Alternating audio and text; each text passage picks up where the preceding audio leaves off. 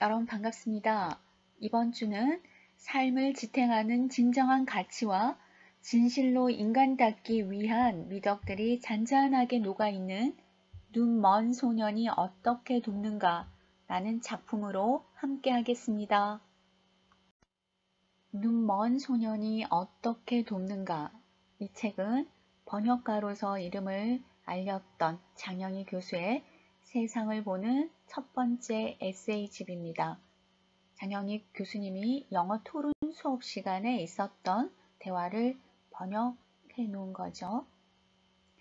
2002년에 나온 수필집 내 생에 단 한 번은 샘터에 연재해온 글들을 모아서 출간한 책입니다. 책 전반에 흐르는 정서와 귀한 문장들은 오래도록 우리 마음을 울리는데요. 생명의 소중함, 희망, 신뢰를 주요 테마로 우리 주변에서 마주치는 편리들을 통해 우리가 결코 잊어서는 안 될 삶의 소중한 가치들을 감동적으로 그려내고 있습니다. 내 생에 단 한 번. 이런 제목을 보면 우리에게 어떤 의미일까? 우리에게 어떤 의미로 다가올까? 여러분은 내 생에 단 한 번이라는 타이틀로 어떤 생각을 하실지 궁금합니다. 내 생에 단 한 번. 이 책은 저자가 살면서 겪은 이야기들이 담겨져 있는데요. 글을 잘 쓰기로 유명한 장영희 교수님이만큼 문장 하나하나가 주옥같이 유려합니다. 작가 개인의 경험을 넘어서 우리네 삶의 채취와 감상들이 반듯하게 따뜻하게 녹아 있습니다. 나눔과 배려, 관용과 포용, 생명의 소중함, 희망, 신뢰 등을 테마로 삼아 삶의 곳곳에서 마주치는 편린들을 통해 우리가 결코 잊어서는 안 될 삶의 중요한 가치들을 감동적으로 엮어내고 있습니다. 글 사이사이 어려운 사람들 편에 서는 정의로움과 작은 것들의 가치를 소중하게 여길 줄 아는 따뜻한 마음이 켜켜이 담겨져 있습니다.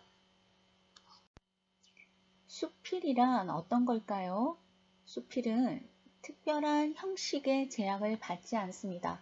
자유롭게 작성한 글이다라는 말이죠.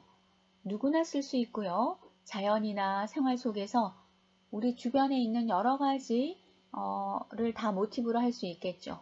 보고, 듣고, 느끼고, 경험한 것, 모든 것이 소재가 됩니다. 글을 쓰는 사람의 가치관, 방식, 개성이 드러나고 자신의 생각이 자연스럽게 드러납니다. 그렇다고 아무렇게나 써도 된다는 의미는 아니죠. 무형식의 형식, 그것이 곧 수필이다 라고 말을 합니다. 수필은요, 두 가지로 나뉘어지는데요.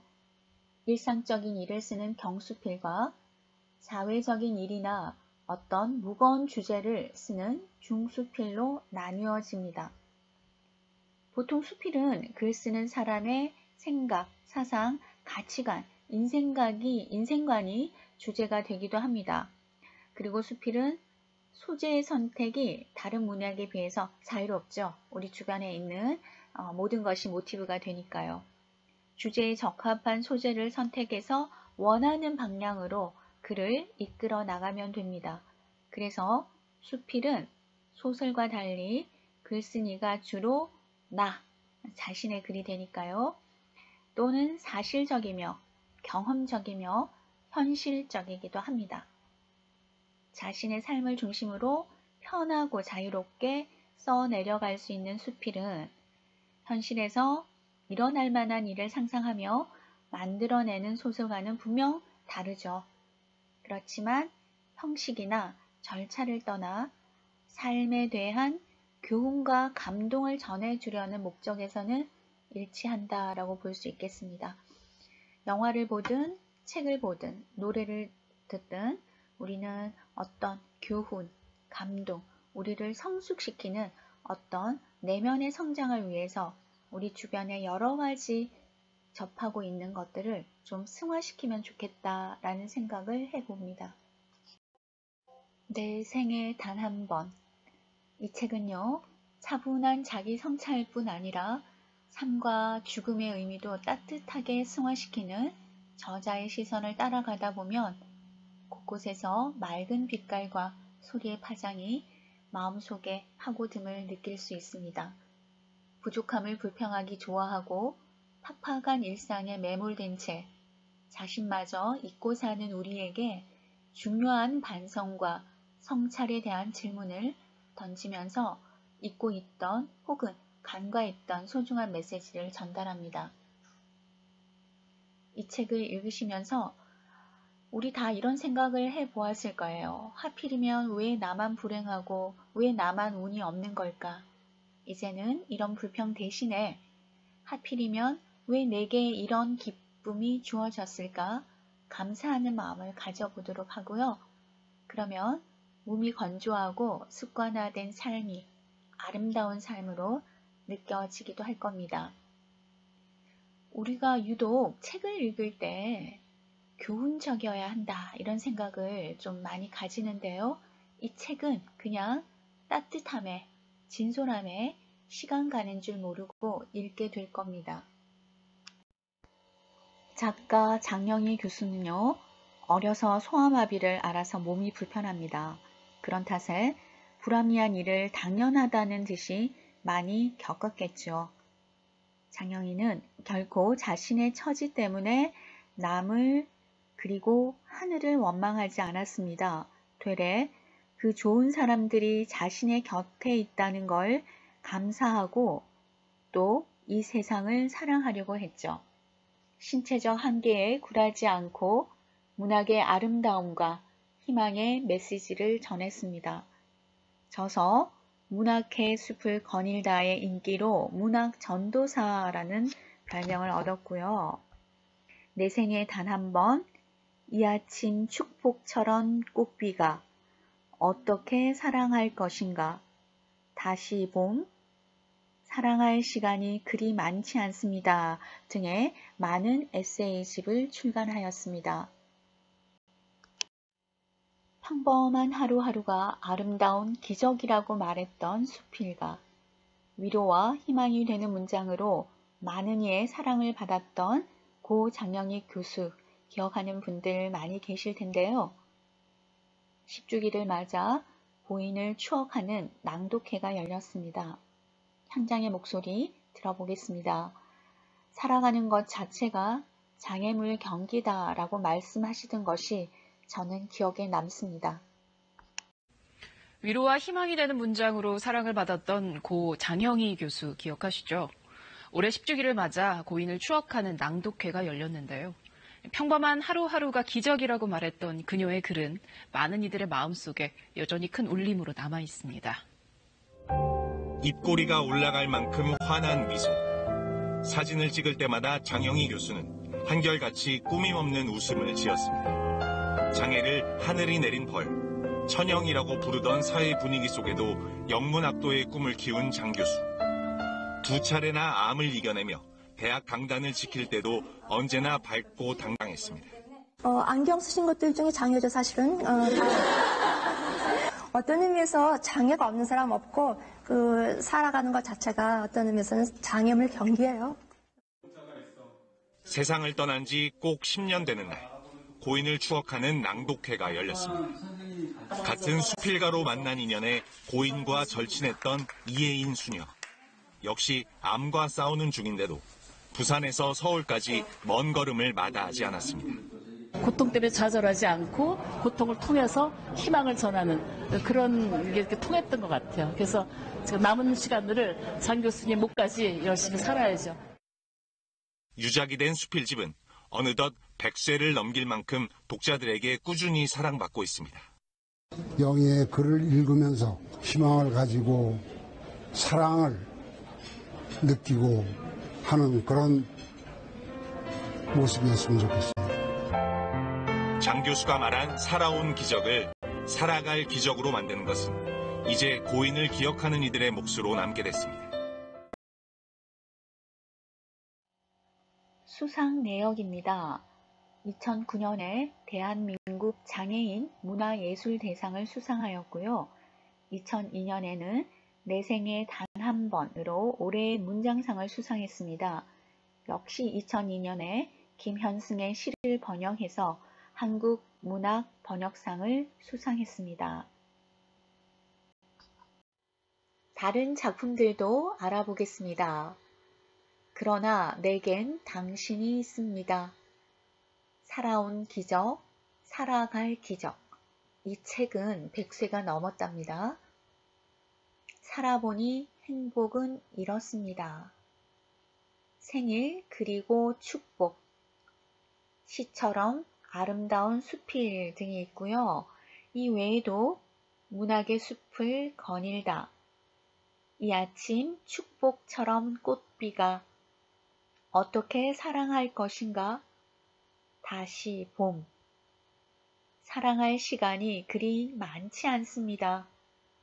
크레이지 퀼트 등의 에세이집이 있고요. 슬픈 카페의 노래, 내가 너를 사랑한 도시, 종이시계, 스칼렛, 톰 소여의 모험, 피터팬, 살아있는 갈대, 바너비 스토리 등 20여 권의 책을 우리말로 옮겼습니다. 부모의 한없는 사랑과 믿음에 대한 존경, 장애인으로서 겪은 남다른 체험들에 대한 솔직한 이야기와 사회 편견에 대한 날카로운 지적까지 모두 특유의 유머와 위트로 승화시켜 다채롭게 여러 책에서 이야기하고 있습니다. 그리하여 행간마다 눈물과 웃음이 묻어 있고요. 그녀만이 갖는 문학적 재능과 여유, 그녀만이 가진 독특한 색깔과 아름다움이 이 책들에 잘 표현되어 있습니다. 장영희 교수님이 영어 토론 수업 시간에 있었던 대화를 번역한 눈먼 소년이 어떻게 돕는가, 이 작품의 주제는요, 곧 핵 전쟁이 일어나고 아시아의 모든 사람이 죽을 것이다. 그러나 핵 폭발을 안전하게 피할 수 있는 동굴이 하나 있고 아래에 있는 10사람이 그 동굴에 대해 알고 있다. 그러나 이 동굴에는 꼭 6명 밖에는 들어갈 수가 없다.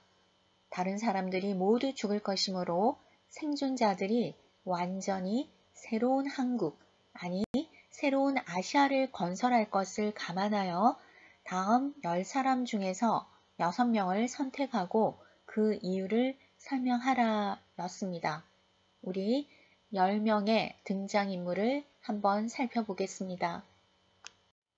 등장인물 확인해 보겠습니다. 수녀, 종신서원을 했으므로 결혼할 수가 없고요.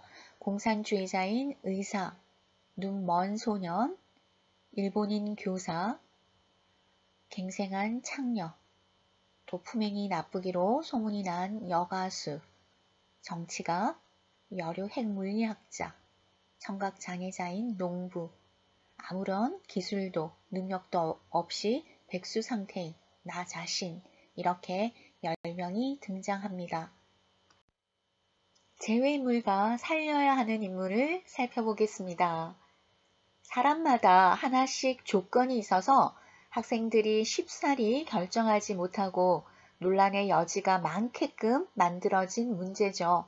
그래도 토론을 시작하자마자 학생들이 별 이견 없이, 의견 교환 없이 간단히 제외시킨 인물은 바로 정치가였습니다. 그 이유로는 워낙 기회주의자인데다가 6명을 가지고도 당을 만들어 서로 헐뜯고 싸우면서 새로운 한국의 분열을 초래할 가능성이 있다라는 것이었습니다. 살려야 한다는 인물은 바로 나 자신이었는데요. 학생들이 말하는 재미있는 이유는 6명이라는 숫자로 시작하는 나라이니만큼 우선 인구를 늘리는 것이 필수적이다. 그렇다면 아무런 기술이 없더라도 생산과 인구 증식에는 큰 공헌을 할 수 있다라는 것이었습니다. 이유가 참 재미있네요. 정치가와 나 자신을 제외하고 학생들이 의견의 일치를 본 인물은 청각장애자 농부였습니다. 모든 사람의 생존에 필요한 식량을 보급할 수 있으므로 살아야 한다는 것입니다. 이 외에 다른 사람들은 격렬한 논쟁을 불러일으켰습니다. 전체를 6그룹으로 나누고 2그룹씩 토론을 했습니다. 좀 더 설득력 있게 설명하는 그룹을 투표하여 뽑는 토너먼트식으로 토론이 진행되었습니다. 가장 많은 득표를 한 A와 B그룹이 결성전을 벌였습니다. 일본인 교사에 대해서 A그룹과 B그룹의 토론 내용을 살펴보겠습니다. 먼저 A그룹입니다. 우리 그룹은 이 사람을 제외하기로 했습니다. 일본인이지 않습니까? 우리 조상들이 박해받은 36년을 생각한다면 우리나라 사람을 죽이고 일본 사람을 살릴 수는 없습니다. 이에 대해 우리 그룹은 이 사람을 살리기로 했습니다. 물론 우리 조상들이 겪은 아픔을 잊어서는 안 됩니다. 하지만 그건 과거의 일입니다. 우리는 앞을 보고 살아야지 뒤를 보고 살아서는 안 됩니다. 과거의 비극보다는 그런 비극이 다시 일어나지 않도록 미래의 사회를 좀 더 강하고 미래지향적으로 만들어야 합니다. 그리고 일본 사람들은 이제 더 이상 우리의 적이 아니라 경제 발전의 동지입니다. 라고 대응했습니다. 이에 대해 A그룹은 물론 동의합니다. 그러나 그들이 우리에게 준 아픔은 너무나 긴 역사를 가지고 있습니다. 사할린 동포의 예를 들면서 한마디로 일본 사람들은 너무 비인간적이고 비양심적입니다. 라고 했어요. B그룹은 다시 그건 비단 일본 사람들 뿐만이 아닙니다. 그리고 그땐 전쟁 중이었습니다. 전쟁 중에 인간은 인간이 아니고 그저 잔인한 동물입니다. 따라서 이 사람이 단지 일본 사람이라는 이유로 죽게 한다는 것은 불공평합니다. 라고 했습니다. A그룹은 다시 바로 그겁니다. 중요한 것은 미래의 한국인을 가르칠 선생님입니다. 그런데 그 사람은 아이들에게 우리말 대신 일본말을 가르치고 일본 문화만 가르칠 겁니다. 즉, 미래의 한국이 일본이 될 거라는 말입니다. 그래도 좋겠습니까? 이 말이 결정적이었습니다. A그룹이 더 많은 찬성표를 얻은 것은 B그룹까지도 미래의 한국이나 아시아가 일본이 된다는 것에는 반대했기 때문입니다. 눈먼 소년에 대해서 A그룹과 B그룹의 토론을 살펴보겠습니다. 먼저 A그룹은요, 현실적이고 실리적인 면을 강조했고요. B그룹은 인도주의적인 접근을 했습니다. 새로운 사회를 건설하기 위해서는 무에서 유를 창조해야 하고 6명 모두 어떤 형태로든 공헌해야 합니다. 그런데 앞을 보지 못하는 소년이 무엇을 할 수 있겠습니까? 라는 A그룹의 질문에 눈이 멀었든 안 멀었든 간에 그는 아직 어린 소년입니다. 그것은 다른 사람보다 더 오래 살 수 있다는 말입니다. 그리고 위험한 상황에 처해 있을 때 무조건 어린이를 먼저 구하는 것이 원칙입니다. 라고 반박을 했습니다. 이에 대해 A그룹은 중요한 점을 놓치고 있습니다. 여기서 선택 기준이 되어야 하는 것은 누가 얼마나 오래 사는가가 아니라 새로운 사회를 위해 어떤 공헌을 할 수 있느냐는 겁니다. 아무런 경험이나 지식도 없는 어린 소년이 볼 수조차 없는데 어떻게 나라 세우는 일을 도울 수 있겠습니까? 라고 질문을 다시 했고요. 이 그룹은 그러니 눈이 멀어서 안 되겠다는 말 아닙니까? 그러나 눈이 멀었기 때문에 유용도가 떨어지기 때문에 죽어야 한다는 건 너무나 가혹합니다. 인간은 가끔 잔인한 동물과 같은 행동을 하기도 하지만 그래도 약한 자를 동정하는 것이 인간의 본능 아닙니까? 라고 되물었습니다. 이에 대해 A그룹은 물론 우리도 소년을 동정합니다. 하지만 감상적이 되면 안 됩니다. 좀 더 현실적이어야 합니다. 이건 실제 상황입니다. 가장 중요한 것은 어떻게 이 6명이 힘을 합해 강하고 살기 좋은 한국을 건설할 수 있는가 하는 점입니다. 한 사람이라도 자기 의무를 소홀히 한다면 새로운 사회는 시작하기도 전에 쓰러지고 말 겁니다. 그런데 눈 먼 소년이 어떻게 도움이 되겠습니까? 오히려 다른 사람들에게 짐이 될 뿐이고 사회 발전에 걸림돌이 될 수 있다는 말입니다. 이에 대해 B그룹은 마땅하게 논박할 이유를 들지 못했습니다. 동정과 인간애에 대해 몇 명이 더 의견을 내놓았지만 A그룹의 실리적인 측면을 꺾을 만큼 설득력을 지니지 못했습니다. 따라서 A그룹의 논지가 많은 학생들의 지지를 받게 됩니다. 새로운 사회를 세우기 위해서 6명 모두 각자의 몫을 갖고 사회에 공헌해야 하는 상황인데요. 눈 먼 소년이 무엇을 할 수 있을까요? 인간애를 생각하면 눈 먼 소년을 살려야 하겠지만 경제적인 측면에서는 소년이 살아야 할 명분을 찾기가 쉽지 않습니다. 평소에 말을 더듬어서 여러 사람들 앞에서 말한다는 것에 압박감을 느끼는 진기라는 학생은요, 보통 때는 아무 말도 하지 않는데 이번에는 천천히 말을 더듬으며 그리고 힘겹게 말하기 시작했습니다. 나는 소년이 새로운 나라를 세우는데 공헌을 할 수 있다고 생각합니다. 어떤 의미에서는 가장 커다란 공헌이 될 것입니다.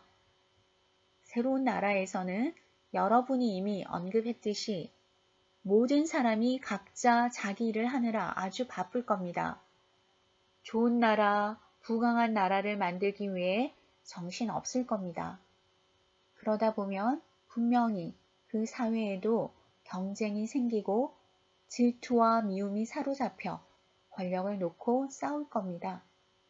하지만 만약 누군가 이 눈 먼 소년처럼 도움을 필요로 하는 사람이 있으면 모두 자기 시간을 쪼개 그들을 도와야 할 겁니다.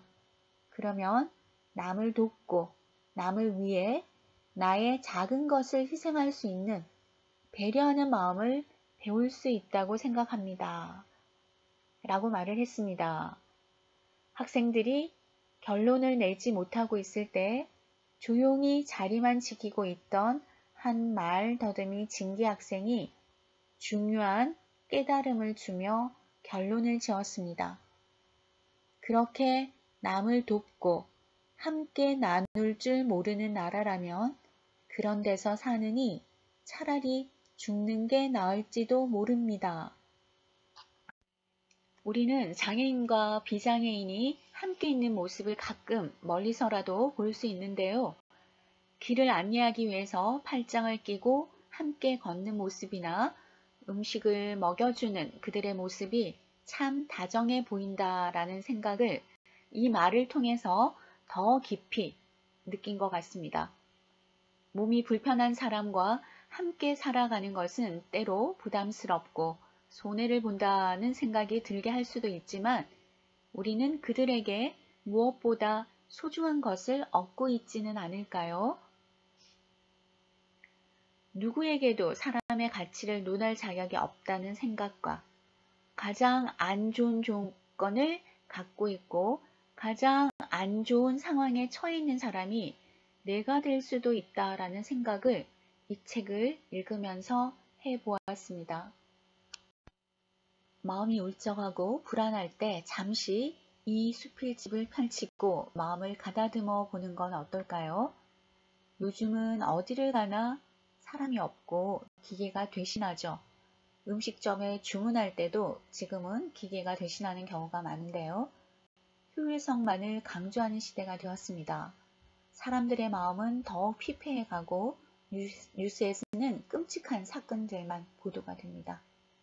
생존 경쟁의 한가운데 서서 여유라고는 가질 수 없는 사람들의 마음은 이미 오랫동안 전쟁터에 노출된 심경이나 마찬가지일 것 같습니다. 우리 모두가 경쟁을 피해갈 수는 없겠지만 마음을 편안하게 하는 책을 가까이 하고 우리 주위를 살피면서 나눔을 행함으로써 마음의 평화를 느끼고 보람도 느끼면 좋겠습니다. 이 책은 누군가 나로 인해 고통 하나를 가라앉힐 수 있다면과 같은 교훈을 이끌어내면서 막을 내리는데요. 200명 문인들이 추천한 가족에게 선물하고 싶은 책이다. 또 일상에서 건져낸 경쾌하고 참신한 맛의 글들이다. 주변에서 보고 체험한 모든 것들이 자연스럽게 글의 소재가 되고 몸이 건조한 삶을 아름다운 삶으로 느낄 수 있게 해주는 소중한 마음의 보물 같은 책이다. 사랑이 또 다른 사람에게 보내는 희망과 신뢰의 메시지가 가득한 책이다 라고 합니다. 많은 작가들이 소재의 궁핍함을 호소합니다. 그러나 장영희 교수의 글을 읽고 있노라면 주변에서 보고 체험한 모든 것들이 자연스럽게 글의 소재가 된다는 것에 감탄하게 되는데요. 작은 것들을 소중하게 들여다보고 그 안에서 깨달음을 발견하는 자세가 이 책에도 고스란히 반영되어 있습니다. 거창한 문학적 주제 대신 평범하고 소박한 글 속에 어디서도 찾기 힘든 가치와 깊이를 담고 있습니다. 우리를 지극히 평범한 일상 속으로 초대를 합니다. 이 책에서는 저자는 연급의 시간을 거쳐 만난 인연 하나하나에 감사하며 불행한 삶에도 나름의 가치와 희망이 있음을 끊임없이 증명하고 있습니다. 화려한 것보다는 낡고 더러운 것에 더 애착을 느끼고 유치한 연애편지 속에서 인간의 가장 소박하고 진실 어린 마음을 읽을 줄 알며 우리 삶의 채취와 감상들을 반듯하고 따뜻하게 녹여내고 있습니다. 글은 곧 그 사람이라는 등식을 거론하지 않더라도 몸이 건조하고 습관화된 삶보다는 처음이자 마지막인 것처럼 열심히 해야 제맛이라는 저자의 평소 인생관이 잘 묻어 있습니다. 책장의 마지막을 덮으면서 이 수필집에는 마법이 있음을 느꼈습니다. 장영희라는 마법사는 가식적이고 잘난 척하며 살던 내 모습 뒤에 가려져 있던 솔직한 나를 돌아보게 했습니다. 여러분들도 이 책을 읽으시면서 여러분들의 진솔한 모습을 한번 느껴보시기를 바랍니다. 오늘은 내게 남은 생의 첫날이다 라는 말과 내가 헛되이 보낸 오늘 하루는 어제 죽어간 이들이 그토록 살고 싶어 했던 내일이었다 라는 소포클레스의 말을 음미해 보셨으면 합니다. 이번 주 과제는요. 눈먼 소년이 어떻게 돕는가를 천천히 읽으시고 인상 깊었던 대목 5문장이나 느낀 점을 작성하시면 되겠습니다. 견디기 힘든 아픔들을 건강하고 당당하게 전환시킬 줄 아는 삶의 자세에서 우리들은 부족함이 또 다른 희망을 낳는 디딤돌이 됨을 새삼 깨닫게 되었습니다. 삶을 지탱하는 진정한 가치와 진실로 인간답기 위한 미덕들이 잔잔하게 녹아있는 이 작품에서 숙성된 저자의 문학적 향치와 함께 마음의 고향에 찾아든 듯한 평화의 기쁨을 느낄 수 있는 시간이었기를 바랍니다. 강의 들으시느라 수고 많이 하셨습니다.